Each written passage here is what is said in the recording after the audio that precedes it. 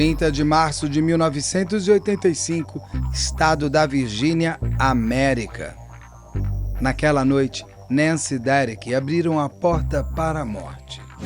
3 dias depois, seus corpos foram encontrados pela polícia e a cena deixou todos em choque, desde a quantidade de sangue até a maldade explícita em cada passo do autor.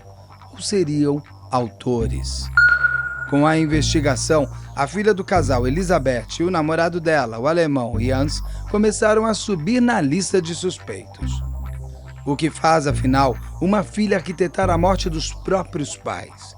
Eu sou Beto Ribeiro e este é o Crime S.A., especial caso comentado e também dica de séries. Olá, sejamos todos muito bem-vindos. Por favor, não deixe de se inscrever, curtir, compartilhar, ligar sininho, marque nas suas mídias sociais, nos marque nas suas mídias sociais. Se puder, seja membro, se não puder, tá tudo certo. Daí você vem comigo até o final desse caso comentado, que é uma coisa impressionante. É uma história que aconteceu em 1985. E é muito parecida com a Suzane von Richthofen, que é parecida com a Ana Flávia Gonçalves, que é parecido lá atrás com a Andréia de Santos, que é de 1994, será? Não me entendo no lugar, não lembro. E que é a repetição da repetição da repetição. É a repetição de filhos que querem a boa vida que os pais têm, mas que não querem nem esperar a herança chegar no momento em que a vida assim quiser. Ah, meu Deus, não, porque assim, né? Essas pessoas, elas têm o desejo total de se dar bem na hora que elas querem se dar bem. Então, assim, não tem esse papo de esperar até 40, 50 anos. Não, eu tô com 20, gente, já tá correndo tempo, eu quero a Ferrari agora, entendeu? Eu quero andar de carro conversível onde eu tô com a cor boa, com a cara boa. E sair para ir trabalhar, para construir a sua vida, ninguém quer. Agora, como eu sempre falo, sentar no pudim, opa, se querem. Então, é um caso que tem até uma série muito boa, que é Até que o Crime Nos Separe. Não Até que a Morte Nos Separe, porque é uma outra série que tem Até que a Morte Nos Separe, que é brasileira, boa, é uma série que tem em cada episódio uma história, mas essa é Até que o Crime Nos Separe, que conta a história de um casal extremamente ligado, uma quase loucura 2, pode até ter sido uma loucura 2, mas que o gelado da prisão vai sempre impossibilitar que esse amor perdure. Né? Aconteceu com Suzane, aconteceu com aquela Andréia de Santos, aconteceu com a Ana Flávia Gonçalves, aconteceu com a outra menina lá do outra cidade, e vai acontecer sempre que o que ligou o crime foi o vil metal. O dinheiro, principalmente quando o dinheiro for de um só. Isso é muito interessante. Que é o que a doutora Rosângela sempre aponta isso.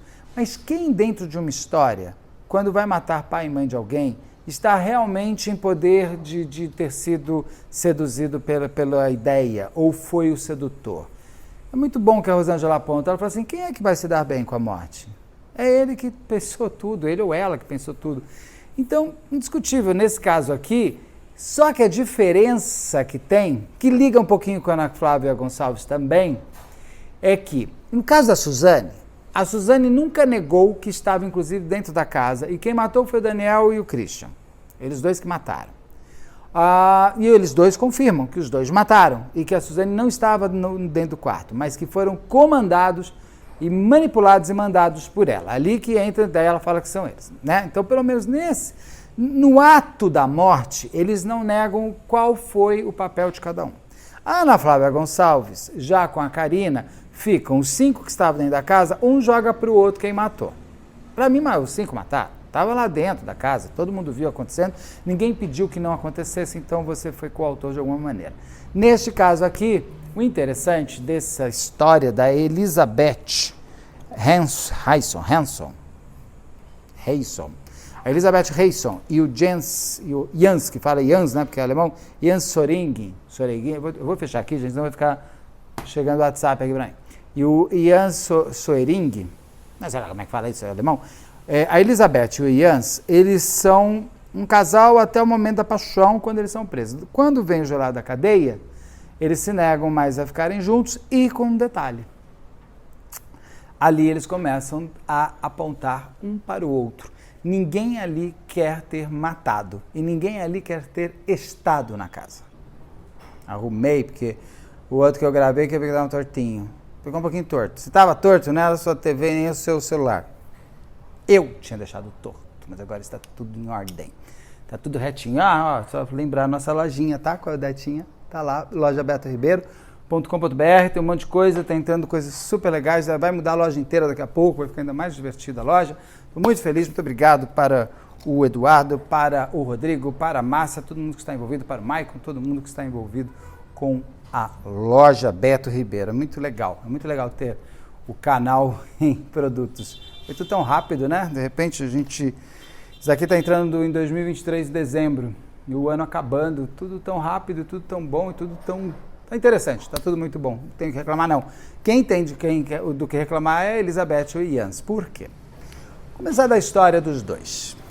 O Jans, ele nasceu na Tailândia e a Elizabeth nasceu no Canadá. Os dois vão vir a se encontrar ali no estado da Virgínia, ali perto do Washington DC, da capital dos Estados Unidos, numa universidade ali próxima da capital federal, uma universidade muito boa, os dois excelentes alunos, mas esse encontro dos dois vai se criar uma hecatombe de morte dos pais da Elizabeth.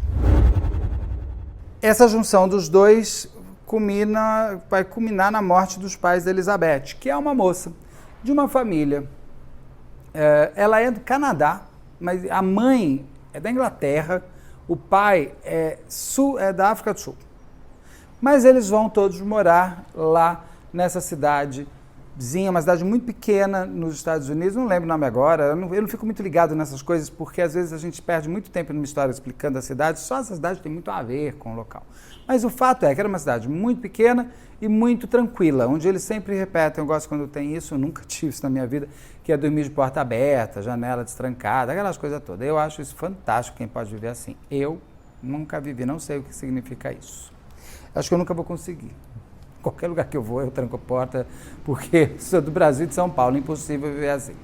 Mas ela vem de uma família com dinheiro, uma família muito bem organizada, culturalmente, intelectualmente, socialmente, era uma família muito gostada. A família dela, o pai e a mãe dela tinham famílias anteriores. O pai dela tinha 3 filhos de um outro casamento e a mãe 2 filhos de um outro casamento. Ela, Elizabeth, era a filha única do casamento entre, pegar o nome deles, né, gente, que eu esqueci, do Derek e da Nancy. O Derek e a Nancy, pai e mãe de Elizabeth. Ela era a filha única pelo casal, mas com esses 5 irmãos, meio irmão de um lado, meios irmãos de outro lado. Mas era uma família que se dava bem. Ali ninguém era uma coisa, todo mundo relata muito forte o quanto que a mãe era apegada à filha, o quanto ela gostava da Elizabeth, quanto os irmãos gostavam de todos. Lá na frente vão começar a ventilar coisas que eu sempre acho perigoso e muito triste. Se for real, é tristíssimo. Mas se não for, mostra ainda mais o caráter de crueldade quando envolvem esses tipos de crimes familiares. Algo que existiu na Suzane, existiu na Ana Flávia também. A Suzane, os escravinhos apontavam que a Suzane tinha dito que ela era abusada pelo pai. Ela disse que isso nunca aconteceu. A Ana Flávia, a Karina e a Ana Flávia falavam que a Ana Flávia tinha sido abusada pelo pai. Toda a família me garante que isso nunca aconteceu e nem a própria Ana Flávia confirma isso. Mas, no caso da Elizabeth, é ventilado que a mãe da Elizabeth, a Nancy, abusava da filha. Ou teria abusado pelo menos uma vez. Foram encontradas muitas fotos da Elizabeth pelada. Mas já a Elizabeth, quando os pais morrem, ela tinha 18 anos, uma coisa assim, 19 anos. E ela diz que foi a mãe que tirou as fotos. Mas ninguém comprova que foi a mãe que tirou as fotos. Quem tirou aquelas fotos? Onde elas foram reveladas? Quem revelou? Que dia que foi revelado? Como foi essa revelação? Porque na época, hoje, gente, você tira um nude seu e guarda no teu celular e manda para quem você quer. E até pode apagar a imagem. Lá atrás, eu estou falando da década de 1980, você tinha que deixar o tubinho de foto dentro de uma loja para revelar, que era revelado, a pessoa vinha depois com os envelopes, ela viu todas as fotos. E depois, na década de 1990, Tinha as revelações automáticas de 1 hora, que era horrível, porque as máquinas eram todas na frente das vitrines, geralmente em shopping tinha isso, então ficava a máquina revelando e as fotos vinham e caíam assim na vitrine, então a gente ficava sempre parado olhando as fotos, imagina, peladão, as fotos passando, você tem que estar muito bem na foto, né, e com uma autoestima e uma libertação muito boa para que outras pessoas vejam, sem você saber que estão assistindo a sua revelação fatal. Então, são fotos de uma moça nua que foram reveladas em algum lugar. Alguém viu essa revelação. Isso não é levantado nem pela polícia e nem pelo documentário. Por que eu trago isso? Porque isso teria que ser revelado. É uma acusação tão séria, tão leviana, tão pesada, que a mãe da Nancy, a Nancy, a mãe da Elizabeth, teria abusado da própria filha, que sendo real isso, te dá uma motivação muito mais a lá irmãos Hernandes, os irmãos Hernandes. Ai, meu Deus, como é que é o nome dele? Menendez. Hernandes é o Gabriel Hernandes. Os irmãos Menendez. Os irmãos Menendez, eu vou fazer esse caso, e esse é um caso que quando eu trouxer nós vamos discutir até que ponto você pode construir realmente seu assassino. E no caso, quantos meninos foram construídos porque eles de fato e comprovadamente eram abusados, tanto pela mãe como pelo pai durante a vida toda. Quanto que isso machuca e destrói tudo. E dentro dessa fofoca de que a mãe da Elizabeth, a Nancy, teria abusado da filha com o consentimento do pai. Vai se tornando uma coisa assim que nem Nelson Rodrigues conseguiu escrever. E essas fotos seriam para quê? Para o pai e para a mãe ficarem vendo juntos? É uma suposição muito perversa. Se real for, eu, se fosse a Nancy, teria usado isso ao meu favor para pedir uma morte. Não, tem que matar. É o que minha mãe fez comigo, você me matou antes.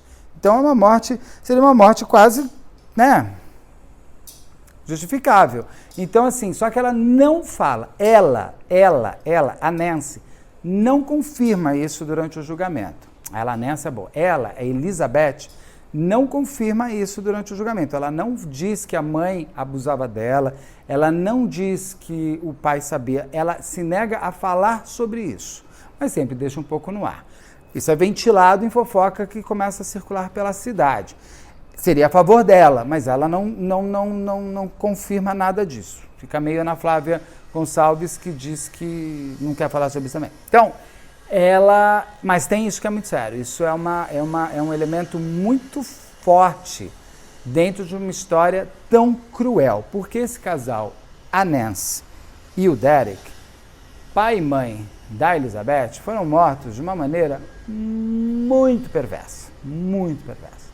Então, enquanto nós temos a Elizabeth, que vem de uma família, em princípio, legal, normal, com uma condição financeira melhor, com uma condição financeira que proporcionaria para a Elizabeth estudar numa boa escola. Ela até vai quase como bolsista, se não me engano, se não for porque ela é muito inteligente, ela passa lá em primeiro, segundo lugar na universidade, então ela ainda ganha uma bolsa, mas ela ficava muito brava porque os pais davam pouco dinheiro para ela.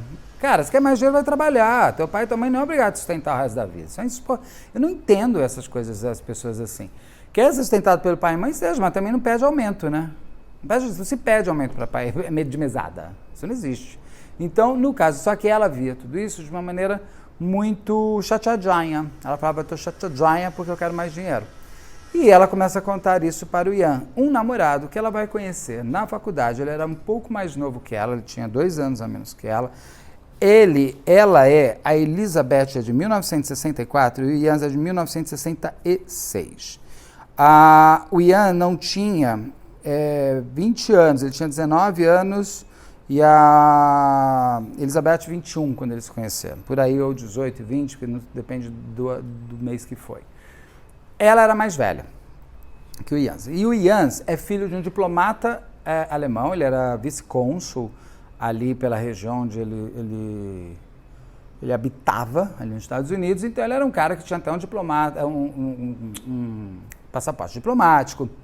Ele estudava perto do Distrito Federal de Washington, com o pai, Distrito Federal dos Estados Unidos, Washington, com o pai diplomata, ele teria boas entradas no mundo político. Então eles dois eram de universos particularmente iguais ali. Ninguém ali veio de uma família mais abastada, como veio a Suzane com o Daniel, ou como a Karina achava que os pais dela, da Ana Flávia, tinham grana, coitado, tinha nada, mas aos olhos da Karina tinham. Então, assim, eles eram, eles tinham uma equidade ali. Eles estavam, beleza, estava tudo certo. Ela mais velha que ele. Ela tinha umas características, a Elizabeth, de ser mais punk. Ela tinha cabelo mais punk mesmo, como é retratado, falado que era punk. Ela já tinha feito, ela tinha, ai, coitadinha, falam isso como se fosse um horror. Ai, cada coisa, né? Ela tinha estudado no internato na Inglaterra e no internato na Suíça. Ela falava que ela ficava muito magoada porque os pais não viram, por exemplo, as peças de teatro que ela fez na escola. É um saco, um triste isso. Vai fazer terapia, não mata pai e mãe.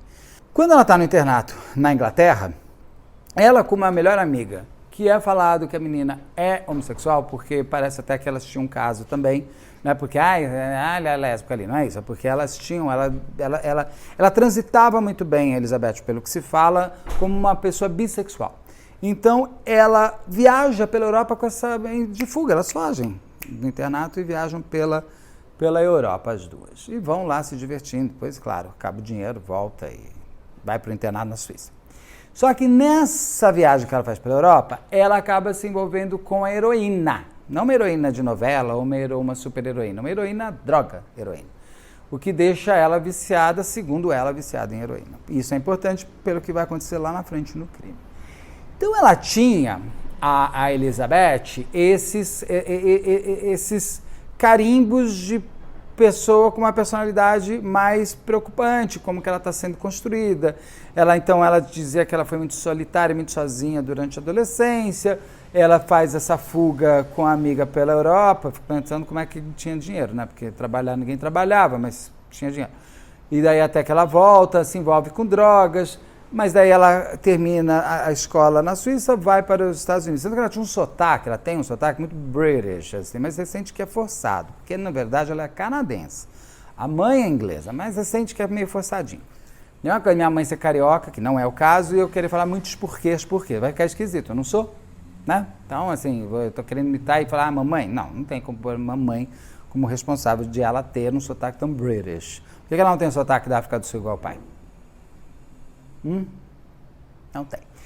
Então, ela tem esses movimentos, ela é uma mulher estranha, é uma mulher que você vai vendo, ela é toda hora, a sensação que você tem vendo, principalmente o julgamento durante a série, Até que o Crime Nos Separe.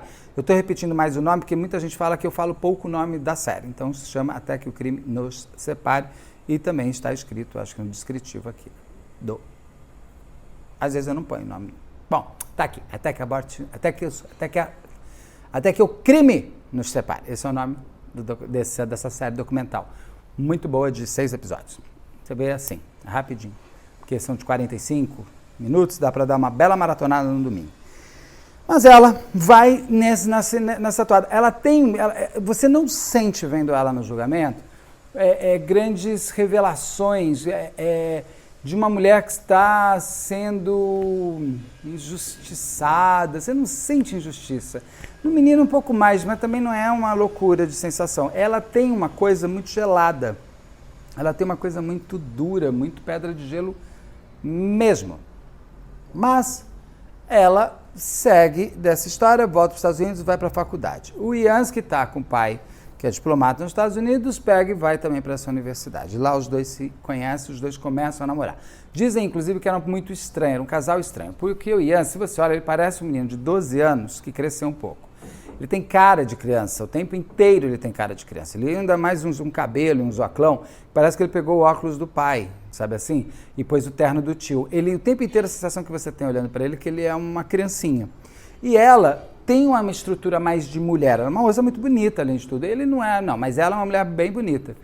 E dava uma coisa estranha, assim, você fala assim, Mrs. Robinson, né? Tá ensinando ele. Mrs. Robinson é o filme lá, com Dustin Hoffman, esqueci o nome, é ótimo, assista, muito bom.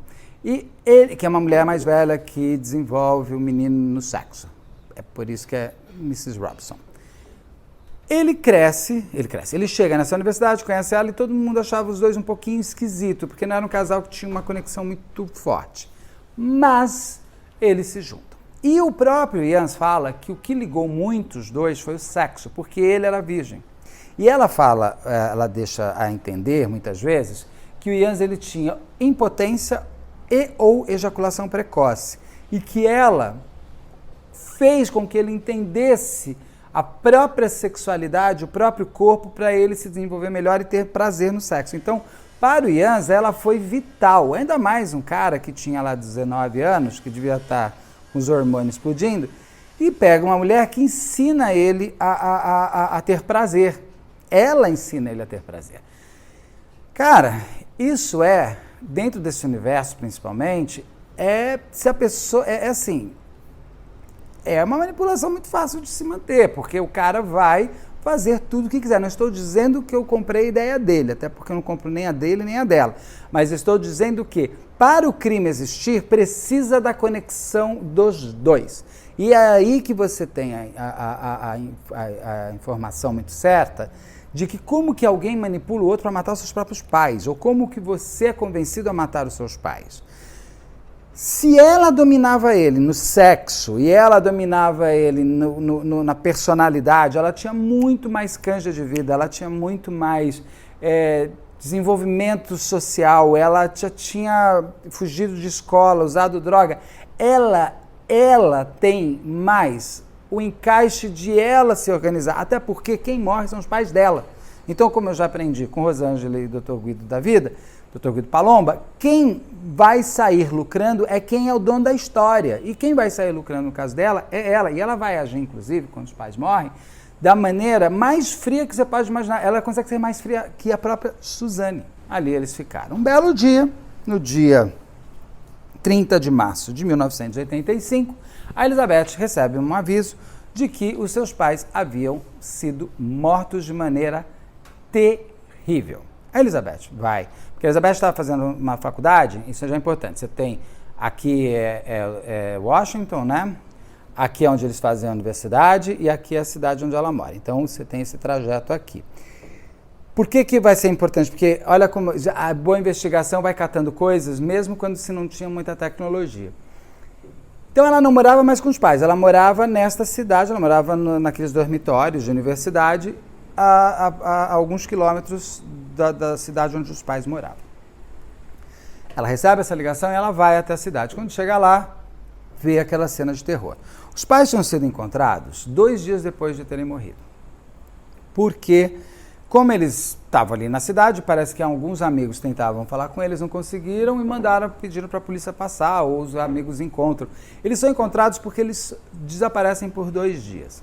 Quando alguém chega no local, encontra o pai morto em frente à porta que separa a sala de estar da sala de jantar e a mãe morta na cozinha, sendo que ele tinha sido altamente degolado e muito esfaqueado, e ela tinha dado uma degola tão profunda nela, uma degola não, aprendemos no Chacina do Sorriso, degola é aqui.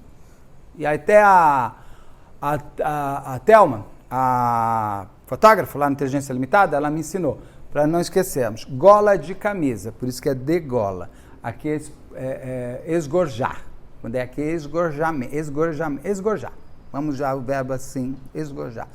Então o pai foi esgorjado, porque alguém pega ele por trás e corta o pescoço e esfaqueia ele, e a mãe também. E foi tão profundo aqui, que o colar daquela mulher, que era um dedo de ouro, foi para dentro da garganta, ele entrou junto. Assim. Ela foi muito machucada. E o sangue, tem uma parte na cozinha que o sangue ainda foi mexido e começou a se ventilar muito na época. Olha que interessante, 1985, caso Evandro e Emasculados do Pará é 92. Você vê que é tudo ali meio... O que começa a se falar? Que é magia do mal. À época se falava magia negra. Então, começam a achar que é satanismo, porque começam a achar que o jeito que o sangue foi limpo é o 666. E não sei o que lá, e já começam a soltar de que aquele casal foi encontrado morto, na verdade, era vítima de um satanismo. Só que a polícia vai fazendo perícia e descobrem vários pontos. Um deles, uma marca de uma pegada, não com o pé, mas com o pé dentro de uma meia. É uma marca de uma meia com a marca do dedão, com o pé dentro de uma meia. Então você imagina que você consegue marcar. O que você consegue marcar, mas é bem nítida essa coisa. Foram encontrados sangue do tipo O, porque não existia ainda DNA. Foi encontrado um fio de cabelo numa escova, num banheiro, no andar de cima, porque quem matou tomou banho e se trocou. E tinha um fio de cabelo ali. Guardou esses pontos? São esses pontos o máximo que a gente vai conseguir ter ali. E algumas impressões digitais também, em copo, isso aqui. Como que tinha uma outra coisa na cena de crime muito importante? A sensação que se tem é que o Derek e a Nancy, pai e mãe da Elizabeth, estavam jantando.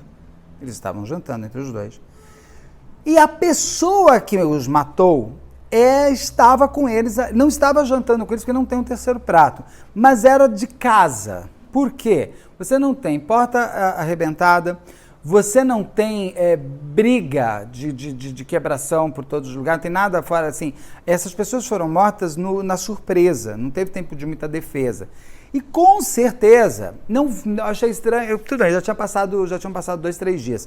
Mas eu queria saber assim, tem um caso que é fantástico, que se pega que o cara que matou foi o marido, porque a mulher tinha acabado de comer uma batata e ele mata ela e joga e deixa no carro. Só que estava muito frio, o corpo foi congelado. E como a batata não tinha entrado ainda em digestão, se sabia que o tempo de morte tinha que ter sido em seguida ao jantar. E o jantar só estava ela e o marido. Esse é um outro caso interessante que um dia eu faço. Não sei o quanto que estava da digestão deles, não se fala desse processo digestivo do Derek e da Nancy. Eu não sei se é porque passou muito tempo, então eles já estavam em avançado estágio de decomposição, ou se realmente não foi feito à época, porque daria até para se saber, porque se eles acabaram de comer, eles estavam muito em paz, muito tranquilos, eles estavam entregues, eles não estavam com medo, foi tudo muito surpresa e surpreendente, o que mostra que a pessoa que mata eles era literalmente de casa. Tem todos esses pontos que são encontrados e se encerra. A menina Elizabeth faz todo o funeral da morte e fica o tempo inteiro, enquanto ela está falando com a polícia, fumando um cigarro também. O cigarro essa bituca aí, tipo o ministro da vida, que foi encontrado esse cigarro, essas bitucas foram encontradas lá do lado de fora da casa. Não se diz se essas bitucas estavam há muito ou há pouco tempo lá fora, porque se a menina visitava os pais e fumava cigarro, ela é porca, joga no chão e pisa em cima, entendeu? Então, assim, podia estar ali há muito tempo, ela quando vai lá, pá, tum, e pisa, é isso. Não se explica, ninguém pergunta para ela, porque a polícia, nesse caso, ao mesmo tempo que levanta provas muito interessantes e chega à autoria, ela é muito equivocada na maneira que ela vai depois durante a investigação, principalmente pericial. Porque eles vão, erradamente, que eu sempre falo, a polícia, ele botou na cabeça que é tal pessoa e ele não quer mais saber. Então, ele tem que encaixar esta pessoa na prova e não da prova partir para o autor. Isso lá na frente seria super questionável e não foi questionado, mas aí já tinham tantas pessoas dado como sendo o que eu vou contar, que daí não volta atrás. Que eu acho uma pena, porque a justiça ela é feita para ser justa, mesmo que esteja no tempo errado, mesmo que ela tenha errado. Mesmo que ela tenha sido injusta, que ela busca a justiça. E não acontece isso em lugar nenhum, né? Essa menina vai, dá o depoimento dela na delegacia e faz o funeral dos pais. Ainda posa de menina triste, solitária, arrependida. O tempo vai passando e a polícia vai investigando. Se pergunta para a moça e fala assim, onde vocês estavam? Onde você estava no dia da morte de papai e mamãe? Ela fala, eu estava em Washington, D.C., por que você foi para Washington? Eu estava com meu namorado, que é o Ian, e a gente resolveu passar um fim de semana romântico em Washington. A gente alugou um carro e foi para lá. Você alugou um carro? Onde você alugou o carro? Aluguei em tal lugar. Você fala, legal. A polícia vai lá checar, álibi, né? Chega lá e fala... Aí ela ainda fala, vamos ao cinema, assistimos 2 filmes... Depois a gente ainda assistiu um terceiro filme, porque a gente voltou para o quarto, a gente pediu um jantar e a gente voltou para assistir o terceiro filme. Aí ele fala, ótimo. Ela pega e ele fala, beleza, legal. Aí eles vão checar o álibi todo dele. Quando eles pegam no carro lá, que eles alugaram o carro, Eles pedem para ver que carro que foi. E eles veem o seguinte, quando você pega um carro, eles não anotam ali qual a quilometragem que eles estão te entregando, e eles anotam depois qual a quilometragem que você devolveu o carro. Não é para saber se você andou muito ou pouco, é para saber, porque às vezes tinha época, em 1980, que você pagava até assim o aluguel, na década de 80, acho que ainda tem isso, eu acho que nunca mais vi isso, mas você podia alugar, assim, ó, vou alugar o carro para andar 500 km, sabe assim? Então você pagava às vezes uma taxa menor, uma quilometragem menos usada. E eles descobrem que a quilometragem que eles usaram era muito grande para o que ela diz. Porque ela diz que ela saiu da cidade que ela morava, onde ela fazia universidade, foi até Washington, de Washington voltou para a cidade. Sendo que, até muito engraçado que o policial fala, a estrada que liga esta cidade onde eles moravam, que é tipo 80 quilômetros, até Washington, é uma estrada em linha reta, não tem saída, é uma estrada que só existe para esse começo, para este fim, ou para este começo e este fim. Só que a quilometragem, vamos supor, eles deveriam ter usado 200 quilômetros, a quilometragem era de 700. Eles falam assim, não dá, você tem uma quilometragem muito alta a mais. E eles percebiam que, matematicamente falando, era possível que ela tivesse saído da casa dela, da universidade, ido até Washington, de Washington, vindo até a cidade dos pais, e da cidade dos pais voltar para Washington e de Washington para a cidade onde ela morava. Dava match, essa matemática dava match. Era esse, vai até um lugar, vem até a casa onde os caras morreram, volta para Washington DC, e de Washington DC vem até a cidade onde eles estudavam, era o match exato da quantidade de quilômetros rodados pelo aquele carro. Aí eles ficam elucubrando, porque assim, já pegou na mentira, né? Aí ela fala, não, acho que a gente se perdeu. Ele fala, não, mas é uma perda muito grande, você teria ido e voltado 700 vezes para você teria, não dá, você teria caído em Cuba, amor, não rola tudo isso, assim, não vai rolar, não dá, para de mentir, mentirosa, menina mentirosa, para de mentir, menina boba, matadora de pai e mãe. Aí ele pega e fala, a polícia fala, olha, não está rolando, esse teu papo não está costurando. Para de mentir. O menino enrola para ir lá dar depoimento. Ele vai dar depoimento 6 meses depois da morte dos pais. Então que as polícias tentam ir lá, volta, é bom, mas ele enrola de tudo. Quando ele vai até lá, inclusive, eles pedem para ele, eu gostaria de um exame, eu gostaria que você me desse, porque a moça a filha das digitais, ela ia naquela casa, qual o problema de ter digital dela? Claro, se tiver digital no corpo do pai com sangue não rola, né? Mas digital na porta, isso aqui. Ela dá a pegada dela, ela faz uma marca de pegada com meia para fazer aquele match para ver se aquela pegada dava igual ao pé dela, e ela dá o sangue para ver se o tipo sanguíneo estava lá, porque não tinha DNA. Ele se nega, ele não dá a impressão digital, ele não dá a marca do pé dele com a meia e muito menos o sangue dele. Não dá, fala, não, sou obrigado, não vou fazer isso, porque aí ele vem com a história de que a família dele foi muito perseguida pelos nazistas durante a Segunda Guerra, vamos lembrar que é muito próximo, e que ele não gosta de polícia, e blá, blá, blá. Ok, tá, ele tá chateadinho com a polícia, mas a polícia era alemã, não, ali é um homicídio de família, dos sogros dele, mas tá ok.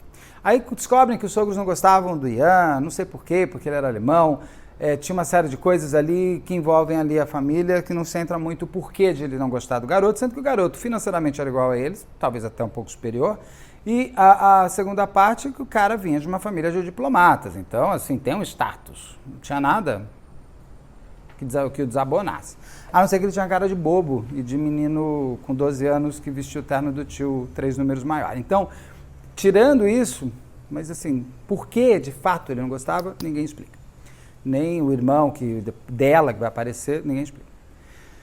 Mas a polícia fica de olho neles. E a polícia começa a sacar que eles chamam eles para um novo depoimento. Nessa hora, quando eles chamam para um novo depoimento, eles correm, eles fogem, eles vão embora. Ali eles se entregam, né? Estão fugindo daquele jeito. Ela faz aquilo que ela fez lá atrás, quando ela estava no internato na Inglaterra. Ela pega ele e os dois vão embora para a Europa e ficam um ano sumidos. Ninguém sabia por onde eles estavam. E eles vão para um monte de lugares. Eles vão para Paris, depois para Roma, depois para a Tailândia, onde ele tinha nascido. Diz ele que foi lá para tentar pegar cidadania, porque ele tinha nascido lá, mas não adiantava. E aí se descobre que, na verdade, eles foram até a Tailândia porque ali eles conseguiram falsificar uma série de documentos. Documentos esses usados em Londres, para onde eles mudam depois. Quando chegam em Londres, eles entraram, são inteligentes, eles conseguiram falsificar um cartão de crédito, e aí eles iam comprar essa camisa. Comprava essa camisa na loja, nessa loja aqui, na unidade da Paulista. Aí ele compra essa camisa, daí ele pegava essa camisa, ia lá no shopping em Higienópolis e falava, não gostei, ficou grande, me devolve o dinheiro. Então, porque é claro, você pode pegar o dinheiro de volta, coisa que aqui no Brasil não acontece. Então eles estavam usando artifício muito absurdo do próprio sistema contra ele mesmo, só que começam a investigar, porque eles já tinham usado acho, 5 mil pounds. Na década de 1980 era muito, muito, muito dinheiro. Coisa que ainda é hoje, mas lá na época era ainda mais. E a polícia fica em cima e prendem ele. A arrogância, né? Eles ficaram arrogantes achando que estavam... Porque trabalhar ninguém queria. Eles falam que não trabalhavam porque ninguém ia dar emprego para eles. Mentira, porque não queriam trabalhar. São presos. E eles são presos por falsificação, por uso de cheque sem fundo, isso aquilo. Quando eles chegam no quarto deles, para pegar a documentação e tudo, eles encontram os documentos falsos dele, a polícia inglesa, em Londres. Prendem tudo e prendem na mochila deles várias trocas de cartas entre ela, escritas à mão, e ele, escritas na máquina de escrever. E ali você tem um diário impressionante de um desejo macabro de morte e, mais do que isso, o início do começo de um plano. Ela escrevia à mão, ele escrevia à máquina. Você percebe muito claramente entre os dois. E eles guardam isso, isso que eu acho fantástico. Você percebe que ela tinha uma grande manipulação nele. E que ele tinha o prazer também do pensamento mórbido de matar os pais dela. Por quê? Ela coloca para ele sempre o quão monstros os pais são. E ele aceita de que ela podia ter uma vida melhor, só não tem por causa dos pais. Ele fala, eu fico imaginando a hora daquele jantar, de como será esse jantar que nós estamos pensando. O jantar, os pais morrem no jantar. Ela fala muito sobre de fazer um voodoo, ela queria fazer um voodoo para eles morrerem, tanto que depois virou o crime do voodoo, uma coisa assim. Então você percebe que ela queria que os pais morressem e ele poderia realizar o sonho dela. Ela queria que eles morressem, sai, tomara que morra, mas se você puder dar um jeito legal. E ele falava, não, vamos resolver isso que eu estou aqui para isso. Te amo paixão, você me faz ter um sexo bom, eu faço tudo por você. Porque eles tinham essa loucura 2 muito bem construída. Só que essa loucura 2 muito bem construída vai se destruir já em Londres. Porque na cadeia ninguém gosta de ficar. E lá na cadeia, o frio da cadeia te separa do amor eterno. Ela já de dentro da cadeia avisa para ele, não estou mais com você. Tchau. E ele fala, hã? Ela fala, isso mesmo. Foi. E ela vai embora para os Estados Unidos, é deportada, chega na frente dele, vai para o julgamento e no júri, porque lá na Inglaterra, ele confessa, diz ele que matou os pais dela, porque ela teria sido maltratada pelos pais, que eles não queriam a relação dos dois, e que ele detalha uma morte um pouco estranha. Se você pega o depoimento dele da Inglaterra, às vezes não combina muito com a cena real do filme, porque ele diz que a mãe morreu de calça jeans, ela estava com hobby, ele fala que o pai estava encostado na parede, ele estava na passagem da porta, ele fala que ele sai muito sujo de sangue, chega no hotel e fala para ela lavar... Não, ela fala isso, que ele chega sujo de sangue, mas a pessoa que matou tomou banho, não chegou sujo de sangue, o carro não tinha sangue, aí ela diz que... Então eles vão... Tá estranho, tem verdade, mas tá estranho, não é, sabe, você olha e fala assim, esse moço não tá esquisito isso daqui. E ela diz, por sua vez, que ela não sabia de nada, que ele matou os pais dela por amor a ela, que ela achava que ela que tinha manipulado ele para matar, que ela se sentia culpada, que ela também era coautora da morte dos pais, mesmo não estando na casa, ela não nega a participação dela. Ela fala que ela pode ter manipulado ele, mas que ela tinha ficado em Washington, que ela tinha ido ao cinema, ele não apareceu, ela tinha ficado preocupada, dela usou muita heroína e ela não lembrava de muita coisa, mas que dela vai para um terceiro filme e que não sei o quê, e que ele chega, fala para ela, eu matei seus pais, vai lá lavar o carro, ela desce e lava o carro, todo, por isso que não tinha sangue no carro. Mas vamos lembrar de novo, a pessoa que matou tomou banho. Ou uma das pessoas que matou tomou banho. Porque quem matou a Nancy e o Derek conhecia a casa. E a pergunta que se faz, o Ian já tinha ido àquela casa? Ninguém responde muito isso, ninguém garante que ele já tinha ido e não garante nem que eles conhecessem o Ian. Eles apenas parecem que não queriam que ele namorasse, ela não namorasse. De repente falavam assim, para de namorar agora, se foca nos estudos, cara, termina suas coisas primeiro, você já vai começar a namorar, vai ser igual aquela vez na Inglaterra, você vai querer ficar louca. Podia ter feito, né? Pode ter sido isso que os pais falaram. O próprio Ian, o namorado, diz que a Elizabeth teria falado para ele que a mãe abusava da Elizabeth sexualmente. Fica elas por elas. Mas ela vai primeiro para os Estados Unidos, chega e tem um primeiro julgamento só dela, onde ela não nega que manipulou ele, que faz parte sim da morte dos pais, uma vez que ela desejou a morte dos pais e falou isso para ele, que ela poderia ter evitado a morte dos pais, mas que ela não sabia que ele ia matar os pais dele, que ele foi até a casa dos pais, chegou lá para conversar com o pai e com a mãe dela. Eles abriram a porta para ele, ele entrou, ele se sentou à mesa do jantar com eles, ele não comeu nada, tomou apenas um drink e pergunta, posso namorar sua filha? O pai virou e falou, não. Ele levantou, o pai levantou, ele deu um empurrão no cara, ele pegou a faca que o pai estava comendo e cortou-lhe o pescoço. A mãe saiu correndo e cortou-lhe o pescoço na cozinha.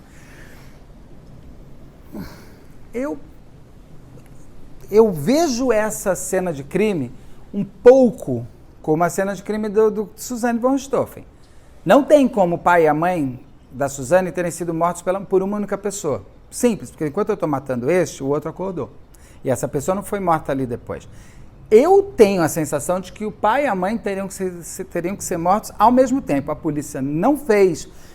Por exemplo, a facada do pai é a mesma facada da mãe, com a mesma força, o mesmo instrumento, porque as facas não foram encontradas. Então, fica assim. Eles tinham corte na mão, não sabe porque o Ian não apareceu, ele demorou 6 meses para aparecer. Lembra? Ela diz, a Elizabeth diz que o Ian, o namorado, tinha um corte na mão, por isso que ele estava sangrando.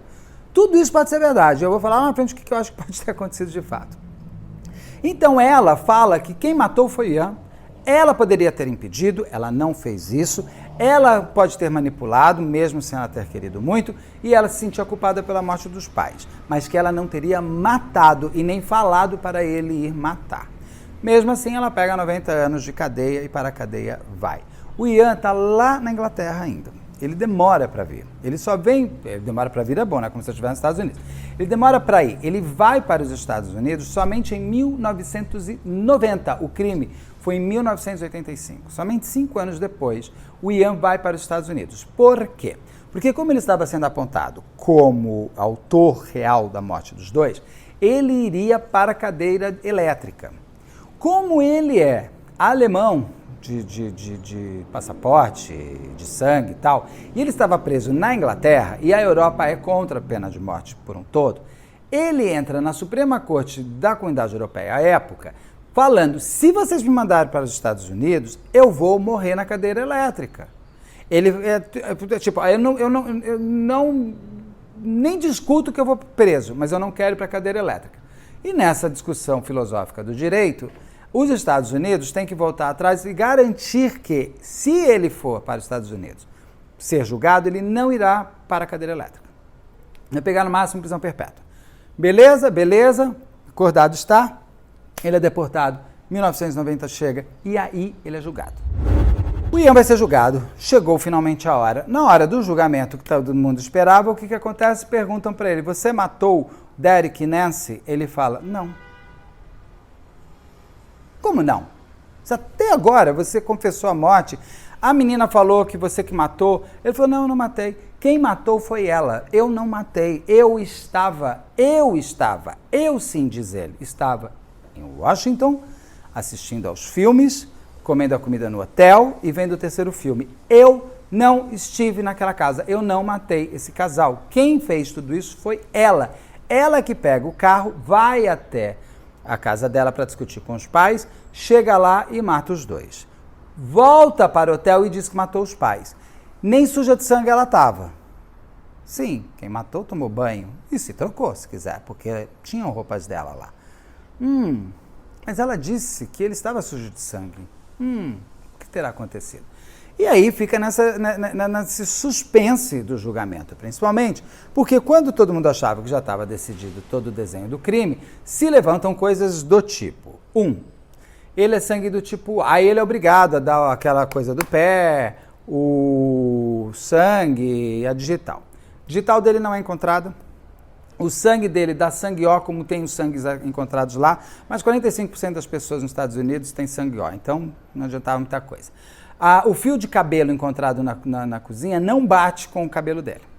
Então você não tinha provas circunstanciais, você não tinha materialidade do crime. A única materialidade que você tinha, como ele mesmo, o Ian fala durante o documentário, a Elizabeth não, ela não quer nunca mais falar sobre essa história. O Ian ele fala assim: se eu não tivesse confessado o crime, confissão essa, segundo ele, que era mentirosa, nada teria acontecido, porque eles não tinham materialidade. E realmente eles não tinham nenhuma materialidade que provasse, inclusive porque um casal tinha sido morto a alguns quilômetros de onde ele estava, algumas semanas ou antes ou depois, com o mesmo modo de morte, por 2 caras andarilhos pelas ruas que foram presos. Mas o DNA, Beto, nós vamos chegar lá, vai ter esse confronto. Mas já adianto, esse DNA desses 2 andarilhos que mataram 2 pessoas de modo muito parecido, não deu match com o sangue encontrado no local. Ou seja, o autor realmente se cortou, como ela dizia que o Ian tinha se cortado. Mas sim, o DNA do Ian não deu match com o DNA encontrado, quando já tinha DNA, refizeram os cruzamentos, não deu match com o DNA do Ian não está em momento nenhum dentro daquela casa, onde os 2 foram mortos. Mas ele fica batendo, vamos ainda para o julgamento que é 1990 e não tem DNA. Ele fica falando que não foi ele, que foi ela. Ele bate de frente com o promotor, que era um promotor meio aparecidão, até ridículo, porque aparecem umas cenas dele à época, assim, meio se preparando para o julgamento, entrando no seu carro esportivo. Ele é um gatão, tá? Então fica, olha, eu sou um gatão. Ele queria ser, na verdade, astro de Hollywood. Me incomoda um pouco quando essas coisas acontecem, porque eu acho que foge um pouco do escopo da função da pessoa.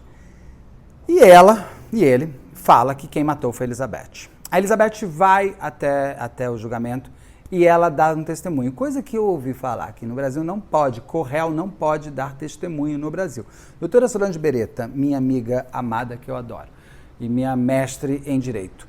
Se eu estou correto, se eu aprendi Direito sua aula, me escreve aqui dizendo se eu estou certo, se você também for de Direito, me diz. Se eu não me engano, réu não pode ser testemunha no Brasil. Lá pode, tanto que ela aparece durante o julgamento como testemunha contra ele, para falar que ele que matou. E aí, quando ela aparece é muito estranho, é a primeira vez que eles se encontram, é muito estranho porque ela já está uma mulher, de fato, e ele ainda continua com aquela cara de criança de 12 anos que usa terno do tio 3 vezes a mais e com um aclão esquisito. Eu adoro aclão, todos os meus óculos são grandes, mas nele fica ele fica parecendo um cachorrinho, sabe aqueles cachorros que tem a bochuchona assim? Ele fica com aquela carinha lá, não é com aquele cabelinho? Fica parecendo um tonto. Então, você fala, como é que esse tonto mata, gente? Mas tontos matam, né? Porque é cara de tonto que tem tonteira por dentro. E ela vai e aponta absolutamente tudo para ele, fala que foi ele, ele fica muito bravo também. E, resumo da ópera, o Ian fala que é inocente, mas mesmo assim ele é julgado culpado. Ele pega 2 penas perpétuas. E ali começa uma nova saga. O inocente se cala, ou quem já de alguma maneira se sente culpado fica se cala também. Quem se cala? O inocente preso, ele vai conseguir não falar? Por que eu pergunto isso e jogo isso? O Ian, em momento nenhum, ele parou. Ele não para de falar o tempo inteiro. Ele foi preso falando, eu sou inocente, sou inocente, sou inocente. Ele entra direto do presídio em programas de TV, ele escreve um livro dentro da prisão.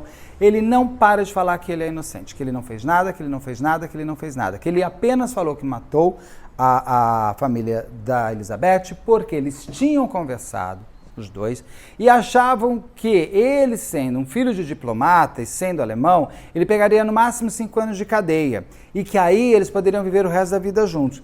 Não é ilógico esse tipo de pensamento e nem estranho uma pessoa que manipula manipular o outro com essas coisas ridículas. Então, poderia ser real, poderia. Ele poderia realmente estar confessando por ela em amor, pelo amor que ele sentia por ela, ou pelo tesão que ele sentia por ela, ou pelo que ele achava que era uma grande emoção, que ele percebeu que era um balde de água fria no final. E ele fica, ele vai até que entra o DNA, ele pede confronto, é confrontado, mostra que o DNA não existe, o DNA dele na cena do crime, aquele cabelo não é dele mesmo, não tem nada dele, mas não fizeram confronto dela, em momento nenhum. É aí que está um erro de perícia pesado. O dela só vai ser feito depois, a pedido da produção, acho que é a pedido da produção do documentário, com essa coisa do pé, da meia, que é feito um confronto. O dele bate certinho, o pé dele naquela meia bate certinho com com essa pegada aí, essa marca de meia que tinha lá na cena do crime. O dela não.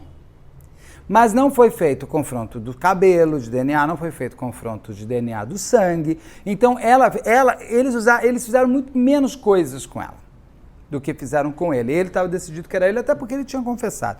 Então, mas mesmo assim, não basta só confessar. Como a própria doutora Solange e a doutora Rosângela já contou, as duas já contaram, que eu posso chegar confessando, só que a polícia tem que provar que o que eu estou confessando é verdade, porque eu posso estar fazendo isso para proteger alguém que eu amo, porque eu ganhei dinheiro, porque a minha família pode estar sendo ameaçada. Não basta só a confissão. Com a confissão tem que vir a comprovação do crime, a materialidade do crime. Porque senão fica ilógico, senão vai ter mãe... Mare of East, a série com a fantástica Kate Winslet na HBO Max.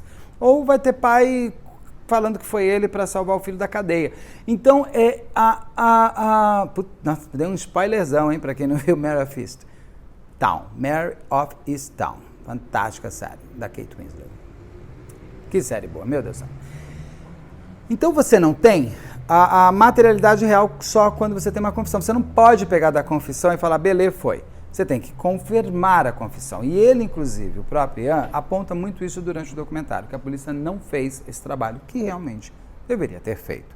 Confirmar, materializar a confissão dele. Até porque o que tinha de prova não se grudava nele. Mas os anos passam, as coisas vão e tudo vai acontecendo. O tempo vai indo e ele vai falando que é inocente, vai falando que é inocente, vai falando que é inocente, vai falando que é inocente. Ele vai pedindo revisão de pena, vai pedindo isso. Quando ele quase consegue ser transferido para a Alemanha, daí vem Bom, chega muito tempo, eu acho que 2010, se não me engano, eles já tinham 35 anos presos, quando eles receberam a liberdade. Eles foram libertos, porque como você também... Ele ganhou... O Ian em si ganhou liberdade total e ela também. Eles foram libertados dos Estados Unidos, enviados cada um para o seu país, inclusive no dia eles estavam muito próximos, eles não se viram no aeroporto. Ela vai para o Canadá, ele vai para a Alemanha. Na Alemanha ele é ovacionado, ele é considerado quase um herói de guerra, uma coisa louca. Porque eles acreditam que ele seja inocente, que ele foi usado pela canadense do mal, no caso. A Elizabeth vai morar com um dos irmãos dela, um dos meio-irmãos dela por parte de pai, e eles pedem para ela nunca mais falar sobre esse assunto e nunca mais dar uma entrevista. Ela nunca mais fala e ela nunca mais falará.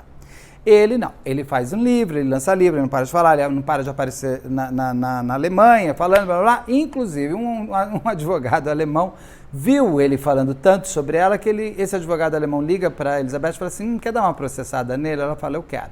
Então agora ele já nem pode mais falar tanta coisa. Ele aparece direto no documentário da Netflix, inclusive dando entrevista e sempre reforçando muito de que ele é inocente, que ele não esteve na casa. Mas é a pergunta, será mesmo que não esteve? Tem uma jornalista investigativa muito boa, tem duas muito boas no documentário.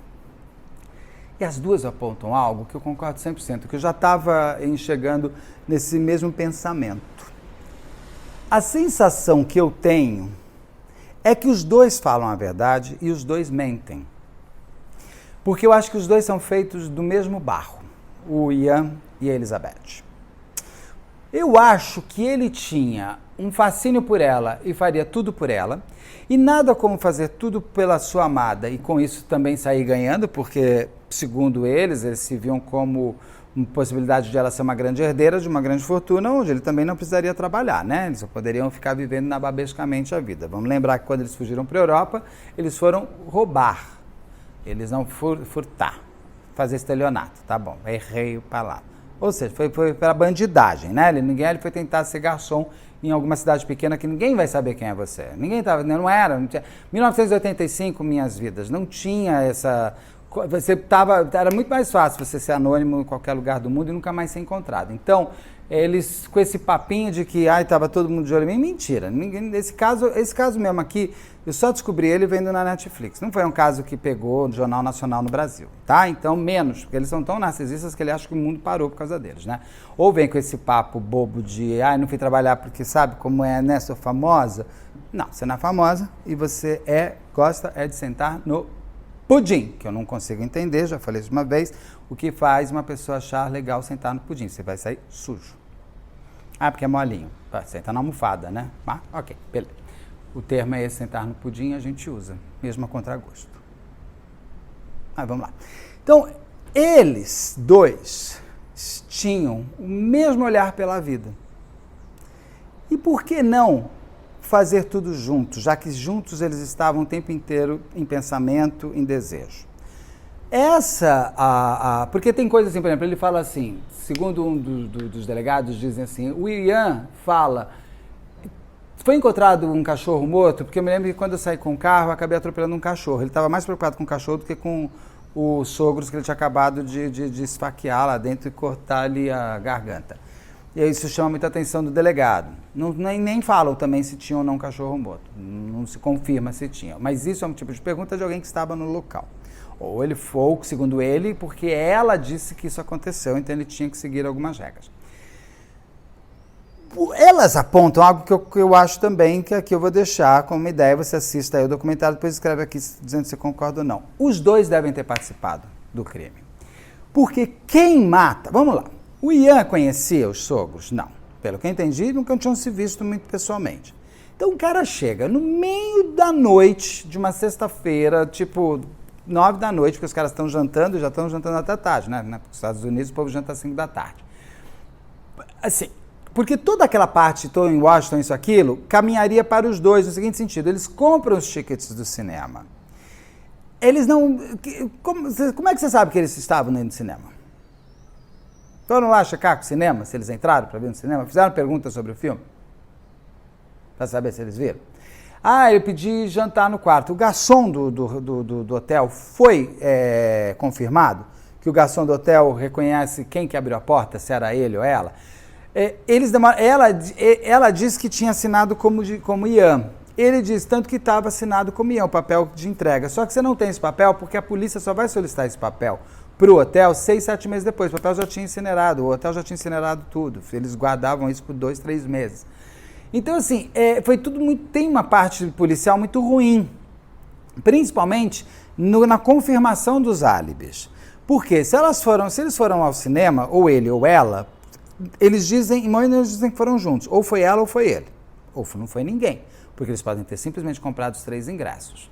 Eles podem ter pedido serviço no quarto, e podem ter comido e ter ido. Dava tempo, matematicamente falando, de eles terem pedido o serviço de quarto e comido, ido até o menino lá, até a casa dos pais dela, matado os caras e voltado.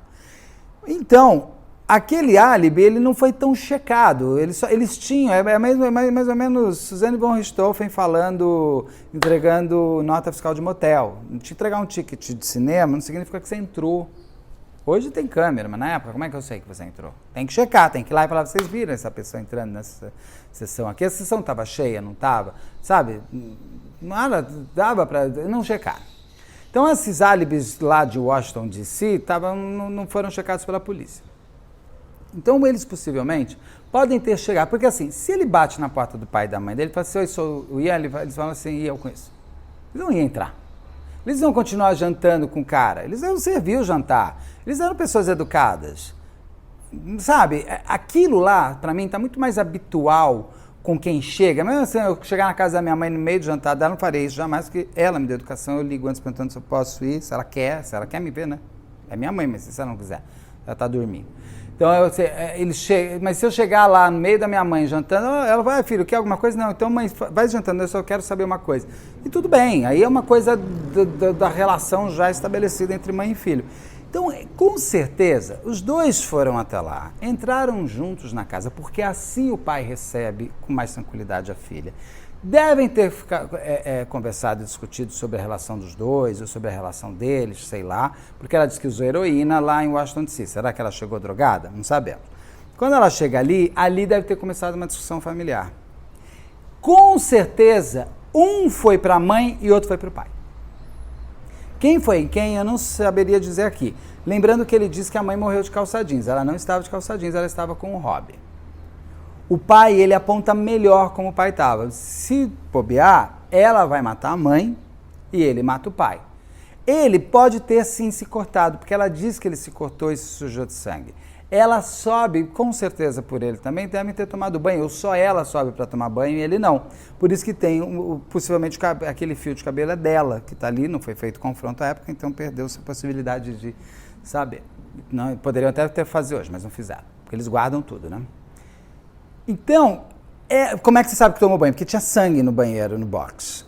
E a pessoa que está andando pela casa tem o conhecimento da planta da casa. Ela sabe onde está um banheiro para tomar banho, ela sabe onde tem a toalha, ela sabe onde ela tem a comunicação com a casa, ela sabe onde estão todos os objetos e tudo mais. Ele pode ter ficado sangrando, se segurando e não quis tomar banho nem se trocar. Entrou no carro e sujou de sangue. Não foi encontrado sangue no carro, também não foi periciado direito. E ela fuma cigarro e joga no chão da sala. Então, assim, na verdade ali, os dois possivelmente estavam no local do crime. Então, os dois mentem e os dois falam a verdade. Porque tem que ter tido essas duas pessoas ao mesmo tempo matando.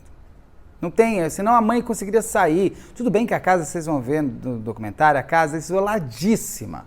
Mas é mega isolada, ela podia gritar o que ela quisesse. Bom, aqui em Sorriso, na chacina de Sorriso, as mulheres ficaram gritando e ninguém chama a polícia, né? Lá, onde a Nancy e o Derek, os pais da Elizabeth, morreram, eles podiam gritar que ninguém ouviu nada. É assim, é uma coisa impressionante. Você tem uma casa aqui, a outra casa 3 quilômetros. Então, realmente, era muito isolado. Mas ela poderia ter aberto a porta da cozinha, saído, ter morrido lá fora. Ela teria tido tempo, se uma pessoa só matar, ela teria tido tempo de fuga. Como que ele consegue segurar ela na cozinha? É muito perto, não dá. E é na faca, né? Não é que eu dou um tiro nela, um tiro nele. É na faca e com muito ódio, cortando, entendeu? É uma coisa que falam que ela gritou muito. Ela gritou muito, mas se você cortou a traqueia, ela não tem como gritar. Você já cortou totalmente a possibilidade de ela gritar, né? Que é isso que o cara do Chacina de Sorriso também faz. Ele vai cortando as mulheres para elas já entrarem em óbito, sempre erro, em óbito, vamos falar diferente, para elas já começarem a morrer e não conseguirem mais gritar. Por isso que só a menina de 10 anos que fica gritando, que ela não teve a garganta cortada. Então, quando ele corta a garganta da mãe da mulher, ele não tem, porque ele fala no depoimento, ela ficou me pedindo você não consegue falar mais nada. E o corte é tão profundo que as cordas vocais dela tinham cortado, ela não estava falando nada. Então ele está mentindo. Por isso que eu acho que ele mata o pai e ela mata a mãe. É isso, olha, a série vai trazer isso. É sempre aqueles elementos, aquelas discussões intermináveis. O que faz um filho matar um pai, né? Eu acho que são sempre coisas muito mais fortes do que só o dinheiro. E as famílias, elas se fecham muito nessa hora para que aquela vergonha que foi a grande motivação fique só entre eles.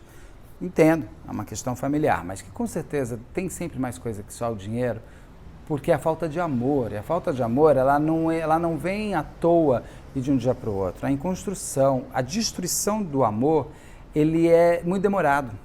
Principalmente de amor entre pai, mãe e filhos, porque você nasce com um amor muito forte, é uma pedra muito dura para você quebrar. E eles conseguirem destruindo e chegar nesse ponto, tem coisas mais. Não, claro, se a pessoa tem a psicopatia, daí é outra história. Mas assim, porque psicopata não tem emoção, né? Mas você conseguir fazer com que o outro te mate dessa maneira, familiarmente falando, sempre pode ter algo mais profundo. Até mesmo um psicopata, acho eu. Quem sou eu? Aliás, eu só acho, né? Porque eu não sou especialista de nada. Eu só sou um perguntador. E conto aqui as coisas que as outras pessoas vão me falando para dividir com vocês. A série está na Netflix. Até que o Crime nos Separe. É uma série muito boa, muito interessante. Você maratona ela muito fácil, muito bem produzida, tem ganchos excelentes, é muito bem contada a história. Aliás, a Netflix está de parabéns. Ela, no começo que ela começou a fazer documentário, falava, vai ser difícil ser uma HBO, hein? Ela superou a HBO em algumas coisas, e o que eu estou gostando da Netflix nos documentários é que ela criou um DNA próprio. Ela não está tão boa como a Netflix, ela está muito boa no DNA dela. Então é muito legal quando você vê produtores conseguindo fazer séries sem copiar o outro, e sim criando a sua própria forma de narrativa, porque aí você vai desenvolvendo outras formas de contar uma história. E essa é uma história muito bem contada, muito interessante. E sem grandes finais, gente, porque é um mistério que até hoje nenhum dos dois conta a verdade toda. Nenhum dos dois fala tudo o que quer. Até porque agora, essa mentira que eles contaram lá em 1985, no caso dele em 1990, elas já viraram verdade para eles. Então, eles não vão contar outra história, porque a única história que eles querem contar é essa, e essa já tomou a frente da outra. Eles não vão entrar. Talvez antes de morrer, quem sabe, faça um vídeo que depois que morrer solte, eu que matei. Teremos que aguardar. Bom, é isso, pessoal. Espero que vocês tenham gostado. Por favor, me põe aqui dica de séries também para ver, tá bom? Que tem um monte aí, quero trazer bastante. E não deixe também de se inscrever, curtir, compartilhar, galera, tudo aquilo. E vamos pro make-off. Vou com qual óculos? Vou com esse, vermelho. Vou pôr o óculos vermelho. Ali tudo.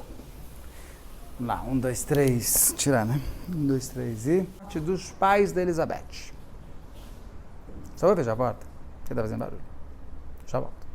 Peraí. Tô fazendo muito barulho. Voltei. Aru.